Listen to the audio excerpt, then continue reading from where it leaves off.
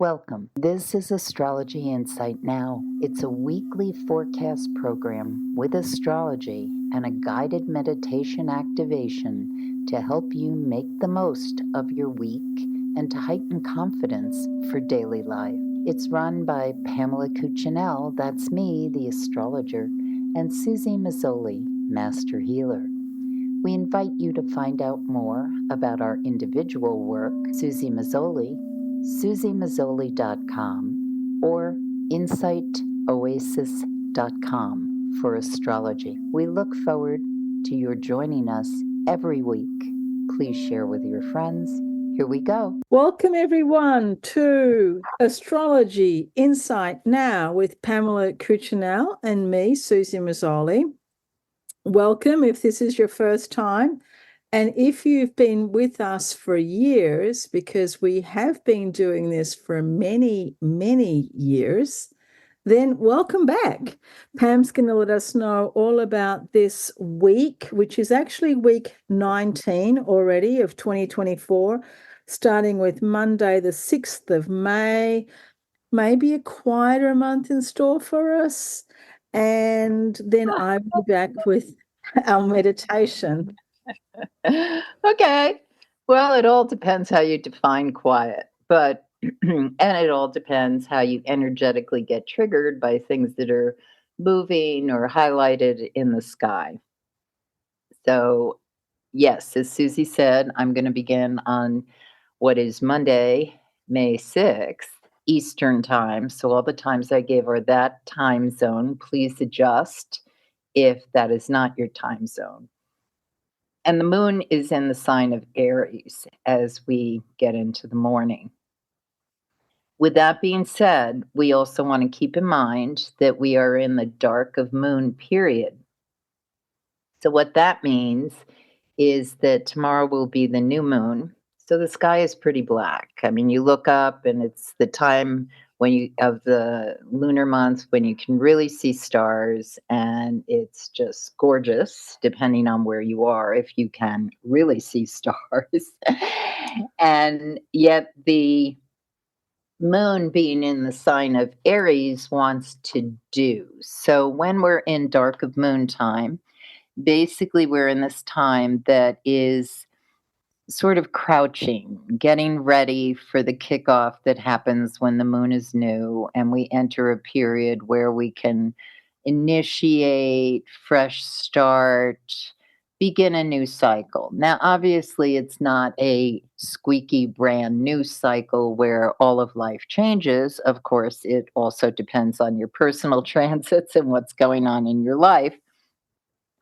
But it is a time that happens every lunar month, every 28, 29 days, when we are invited to basically take stock. Where are you at? What are you in the middle of? What do you want to compost or move on from? What is something you don't want to deal with this month and you don't want it cluttering your brain? So these are all things that are really good to kind of keep in mind or in your radar when we're in that dark of moon period.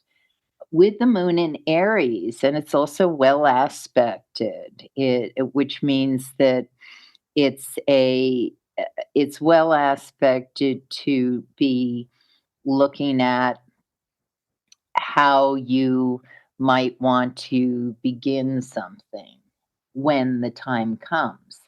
Also, most of the day, the moon is void of course. Now, this is not ideal, of course, for starting something new, and I'll explain why. When the moon is void of course, which happens as of 1:57 a.m. Eastern time, so this is different depending on where you live in the world. But what happens when the moon is in Aries, void of course, most of the day, it doesn't enter Taurus until 5:42 p.m., and I'll talk about that very soon. But with this moon in Aries, most of the traditional workday, there's a desire to make things happen, to run around, to perhaps have a lot of appointments or activities.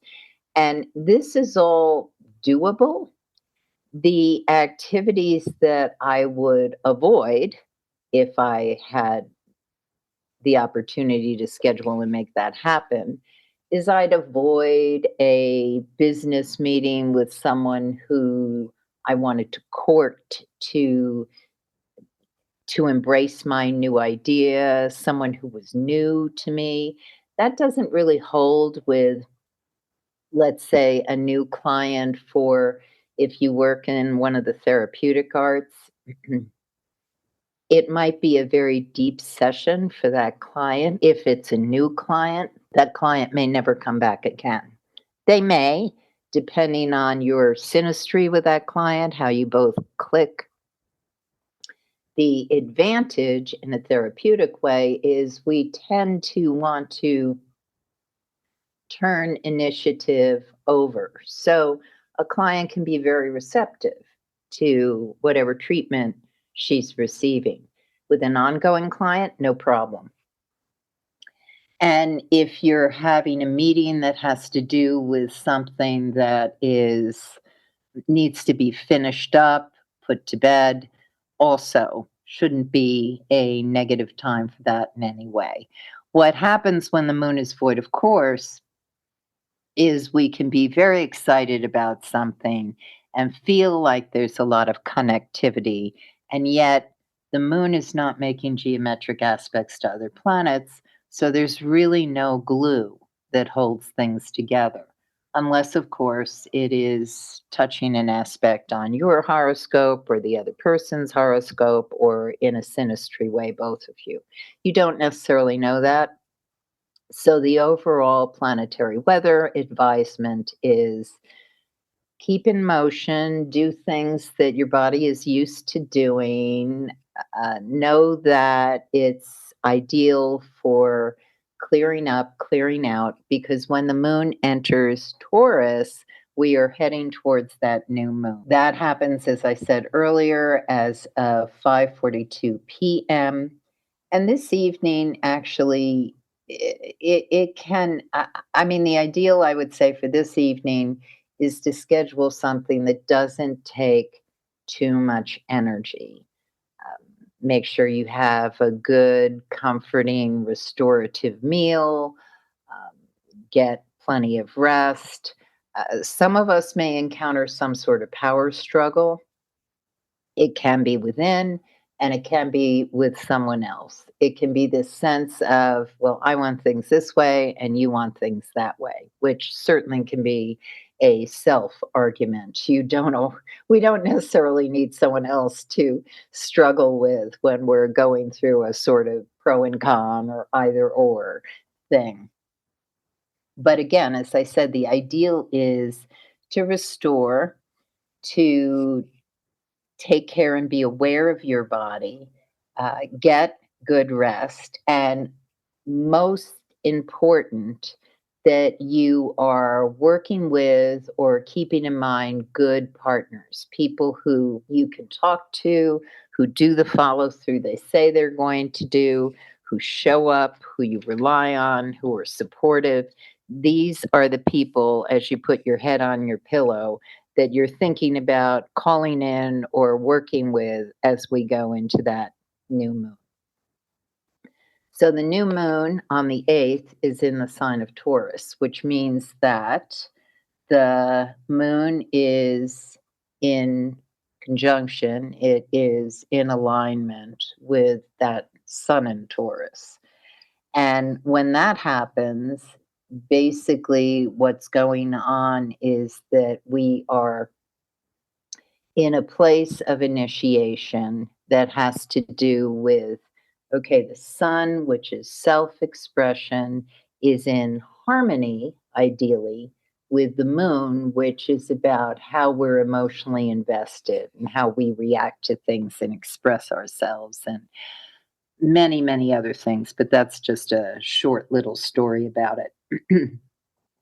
Now, some of the things I really like about this particular new moon energy is that it is working with, so in a positive configuration, as it moves through the sky, eventually with the planet Neptune. Neptune, a lot of people think is being confusing, or what does it mean, or outer space, or not direct communication.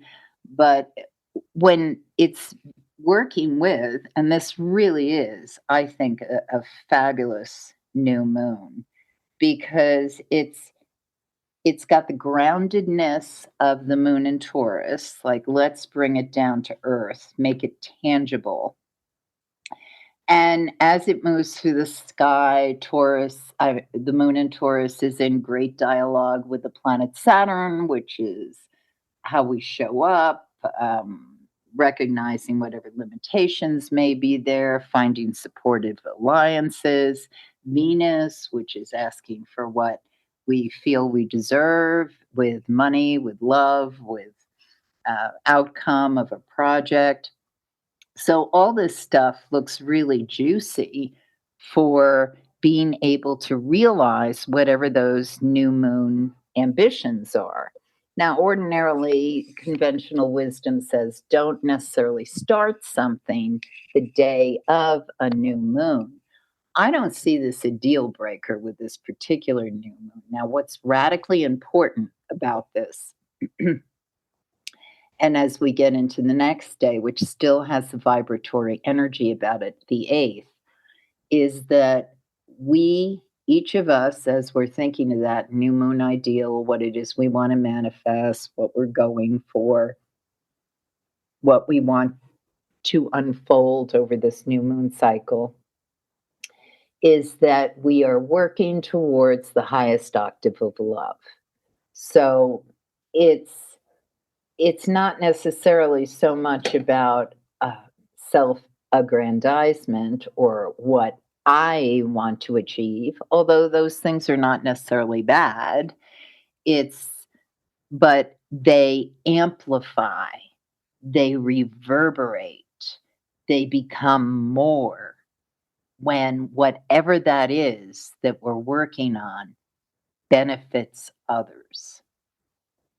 So, and it can be abstract. I mean, you may not necessarily know how does this benefit other people or have an outcome that has an influence on other people's lives. But if your intention is that you are working for the highest vibration of love, that is going to attract how that unfolds. Now, here's the good part. I mean, there's a lot of good parts. Suzy's probably smiling, thinking, oh, wow, Pam is actually talking about really good things instead of all this like bummer stuff. But on Wednesday, the 8th, what's going on is the moon is in alignment with Jupiter. It's also in alignment with Uranus. These are conjunctions because Jupiter and Uranus are in the sign of Taurus. So that's why it's critically important that we're paying attention and we're inviting in positive energy and growth, because Uranus loves to create chaos, shake things up, be the agent of change. And if we're resistant to change, if we totally are not on board with how it's unfolding, that wasn't what we thought it was going to be, then it can be kind of a bumpy day. With Jupiter, and again, this is happening every roughly 28, 29 days, as long as Uranus and Jupiter are in the sign of Taurus. So when the moon is in Taurus, we can anticipate this. But with Jupiter, it also brings in auspicious occurrences, opportunities. Of course, it's magnifying energetically what's going on with Uranus, that it may not look exactly what we expected. Not in a huge way as it did when it was absolutely conjunct, but we're still having that that energy that began a while back when I talked about the Jupiter-Uranus conjunction, which if you didn't hear it, you can look at the archived recording. So the moon goes void of course as of 5:55 p.m. Lovely to take a little step back and have that little quick prayer or intention of highest manifestation of love. And then once it does that, it will enter Gemini a couple, yeah, not quite 2 hours later at 7:20 p.m. So when that moon is void of course until it hits Gemini at 7:20 p.m., that's still a very nice fertile time because the moon in Taurus, when it's void of course, is still a nice energetic thrust for what sign the moon is, even though it's not making any direct connections with anything. So if we've been holding on to this sense of things are going to unfold in a graceful way that benefits many, then that hour and a half can still bring in or have connectivity that manifests that intention. When the moon enters Gemini at 7:20 p.m., now we're in very different energy. It's air, it's mutable, it the positive, especially this evening, is that we can work with those players that might have been part of what had been perhaps a power struggle or a conflict. Could have been within you, could be with another person, could be with an outcome you want. But whatever that is, this can be an evening to work through that all. Once we get into Thursday and then Friday, the most important thing, people may turn to you and say, is Mercury in retrograde? But the most important thing is to work on communication. Make sure you know when so and so is going to show up, when you're supposed to show up, to do the things that bring in clarity rather than confusion, because that moon in Gemini likes to move very quickly. It likes to, oh, look over there or here, or what about this? And so it's an information magnet. Yet information can just be a lot of stuff. It's not necessarily cutting to the heart of what we need. So, depending on what's going on for you these days, Thursday and Friday, these days can be a bit confusing. Like, where did that come from? I thought we were doing it this way. This is not necessarily bad. Hold on to the concept of the highest octave of love that we initiated with that new moon. What's happening is people are bringing a lot of ideas to the table, either physically or it's just coming through the ether. This is in, you hear about that, this comes up. All useful, but you want to stay crystal clear of whatever that intention, goal, thing that you want them to manifest that had so much clarity at the time of the new moon and the day after. The moon goes void of course at 9:49 p.m. on Friday the 10th, and then about an hour and change later, it enters Cancer at 11:13 p.m. This is a delicious weekend. That moon in Cancer just it's like it waters what we planted at that new moon in Taurus. It is just so in harmony with that highest octave of love energy. And so this looks like a super weekend to me to really sink in to the people you love to be with, the things you love to do. And I should also emphasize this is a great lunar cycle for creative projects. So whether you're doing a makeover in your home or you're you're working on bringing in something new into your life, a puppy, a baby, a new project. If you're an artist, a writer, a conceptual person, whatever this is, I mean, create, create, create. The energy of creation is a beautiful thing when it springs out of that core energy intention of highest octave of spiritual love. And so this weekend, maybe you're just recharging. I do want to mention on the 11th, Saturday, there is a picture in the sky with the moon and Mars. It happens midday, mid-afternoon rather, Eastern time. Tempers can be short. And when you're thinking, but I thought Pamela said everything is like this highest octave of love.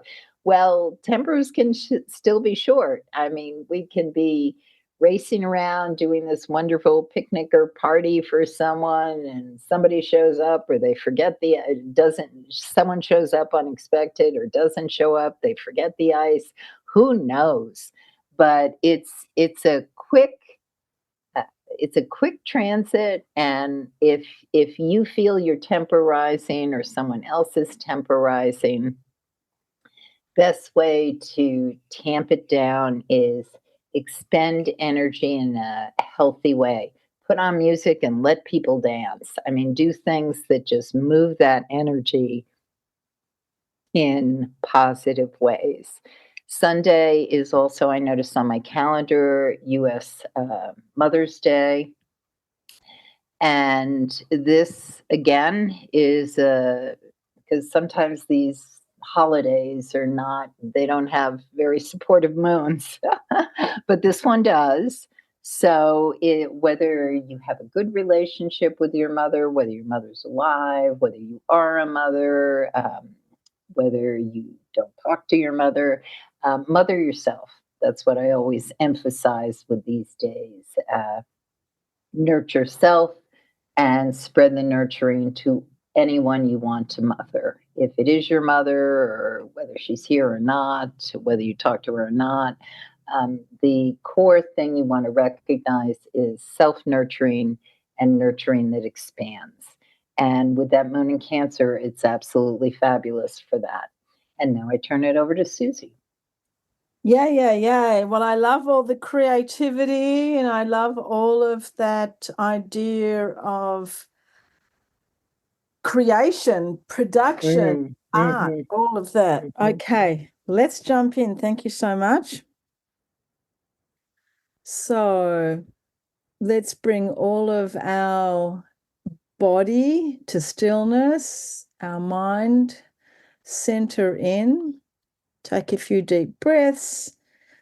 Find your seat. Always better to do meditation sitting up. And let's bring our attention now to the second chakra. So in the system that I use and that I teach, we work with the 7 chakras, the second chakra being just beneath the belly button. And if we're human, we all have one of those. And the color for that is orange. So visualize a big ball, maybe just like an orange, like the fruit, the size of an orange, the beautiful color of a ripe, gorgeous, juicy orange. And just visualize that sitting on a column of white light.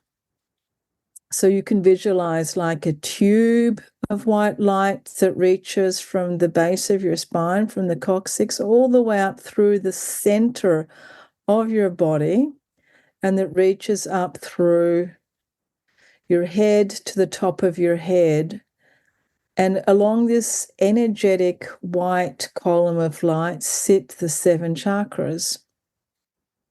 And you can visualize these with the colors, which is the most powerful way that we have found through many, many years of meditation in groups. And if you like, you can also think of this second chakra in terms of the anatomy that it works with. So the second chakra in this system has to do with the reproductive system in men and women, including the breast, and also with the urinary tract, so the bladder and the kidneys. It also has to do with the blood, which travels, of course, throughout all of your body, and the lymphatic system. So those things which flow. And it has to do with our creativity, which we'll talk about. It is also considered the emotional center, the second chakra. So it's the seat of our emotions. And when we're doing meditations on the chakras, whether we're like under emotional, like we don't have a lot of emotions, or our emotions are way over the top, we're just like too emotional, we get carried away with our emotions, whether they're dammed up, we have a lot of them, but they're dammed up and they don't get a chance to see the light of day. So no matter where we are in that spectrum of our emotional health, when we do a meditation on a particular chakra, we're actually helping to balance whatever is out of balance. The actual element which is associated with the second chakra is the element of water. And as we've looked at the anatomy, it has to do with the flow of the blood, the flow of the lymph, and then the urinary system, which has to do with the water in the body being eliminated. And it also has to do with the flow of our emotions so that we can move freely through our emotions, not getting stuck in disappointment or anger, but that we can move through things. And the second chakra also is one of the most important seats in the chakra system of our creativity. And we can see that if we look at the anatomy, if it has to do with the reproductive system. So with women, it is the uterus, the womb, the ovaries. It's where we produce the seeds. It's where we house our babies, and in men it has to do also with their sexual reproduction. So it also has to do with the semen. So it has to do with the seeds. And what is the greatest thing that we can possibly make is another human being. The chakra is all about our creative energy. So just think about how important creativity is in your life. And if you give it some space, and I will say that very often in my healing practice, when people have any issues with any of those parts of their anatomical system or any parts of their emotions, I always encourage some type of creativity because that is natural for us to be creative. Look what we have created in our world. From, if we look at our so-called history from Stone Age man, Stone Age humans to where we are today in rocket ships with computers and nanotechnology, and everything that we have created has come from the human mind, from this mind stream. Everything that we have created has come from the raw materials that we see around us. Have a look outside at nature, see trees, see sunlight. And if you have the ability to dig into the earth and see what's there, that is it. Those are the raw materials that we have on this earth. And from those things, we have created everything around us. Our computers, our cars, our homes, our paints that we are creative with, the vitamins that we might take, everything comes from this world, and it is our brilliant mind that has created everything. We, as humans, are inexhaustibly creative. Our ability to invent, create, to be artistic, to create cultures, to create everything is boundless. So tap into that now within yourself and feel that ball of orange light in your second chakra, just beneath or just around the belly button, on that central cylinder of light, and just see that orange glow, strong and powerful, and visualize that light really brightly with clarity. It's important to see a strong orange color. It's not murky, it's not dusky, it's a strong, bright color. And then take that energy, take that color now, and send it all the way through all of your body. You can do that by visualizing that ball of light growing larger and larger, so that you are basically now inside a ball of orange light.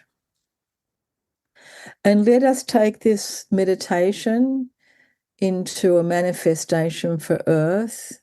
And now take it and make your ball of orange light as large as the Earth, so that all beings are bathed in this light of creativity.